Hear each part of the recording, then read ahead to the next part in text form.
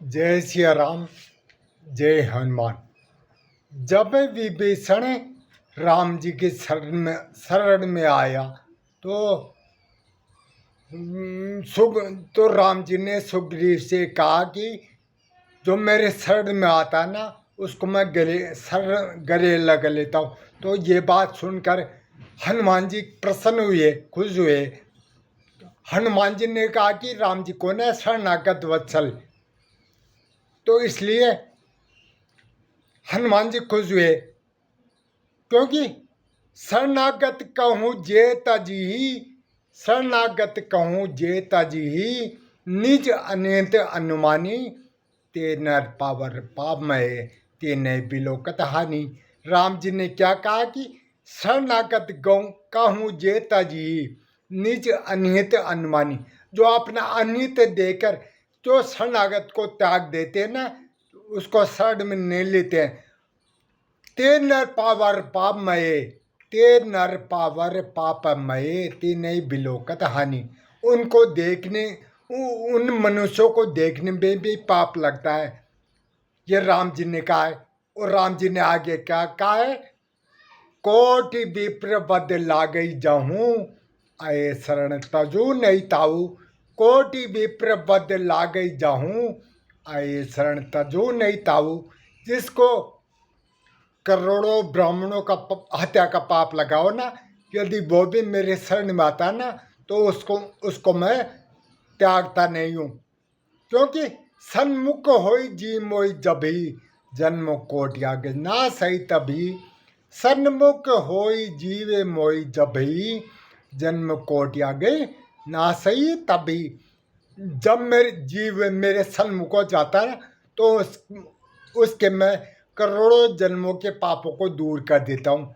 सन्मुख का मतलब राम जी के सन्मुख हो जाओ। राम जी को प्रार्थना करके कह दो कि भगवान माँ, अब मैं आपके शरण में आया हूँ तो आप मेरी रक्षा करो। शरण में मतलब राम जी की कथा सुनो, ये रामचरितमानस, इसको भी आप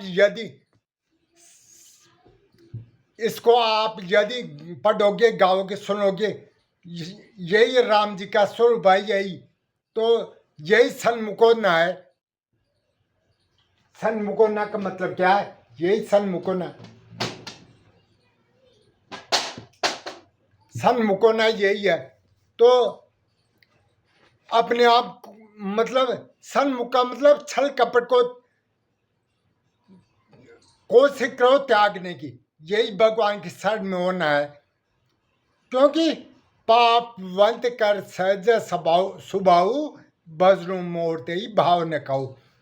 पाप वंत कर सहज सुभाऊ, भजनु मोरते ही भाव ने खाऊ।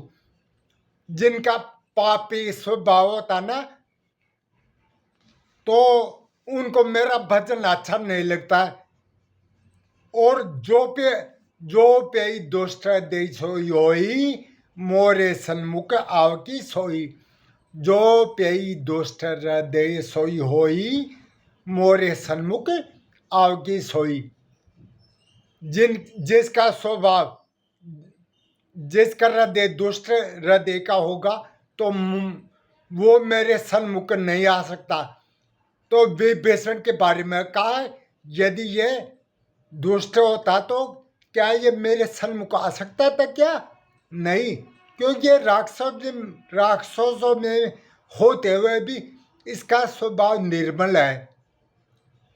इसलिए इन्हें राक्षसों को छोड़कर मेरे शरण में आया है। तो इसका स्वभाव निर्मल है।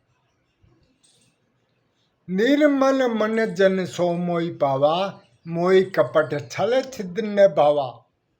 निर्मल मन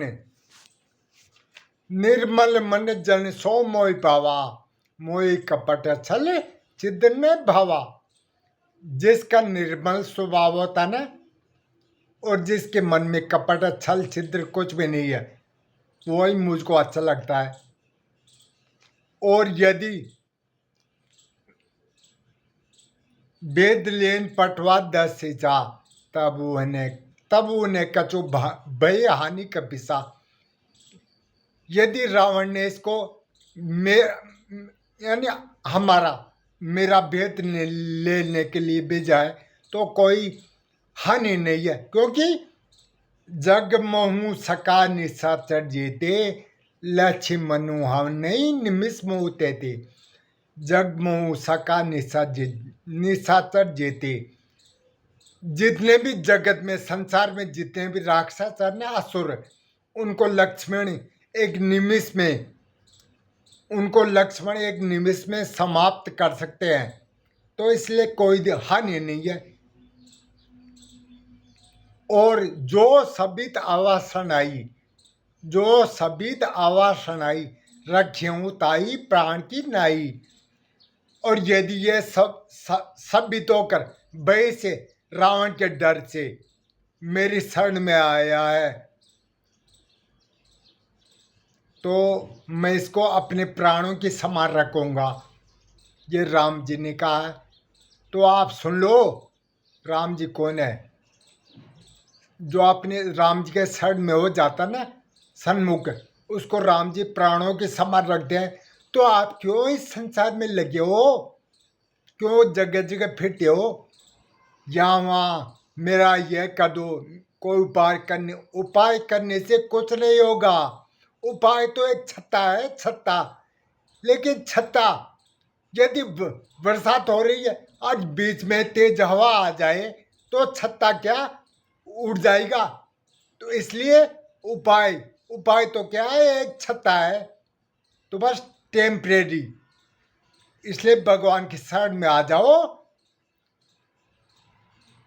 और आगे का है, उबे बाते ते आनू हंसी कह कृपा निकेत।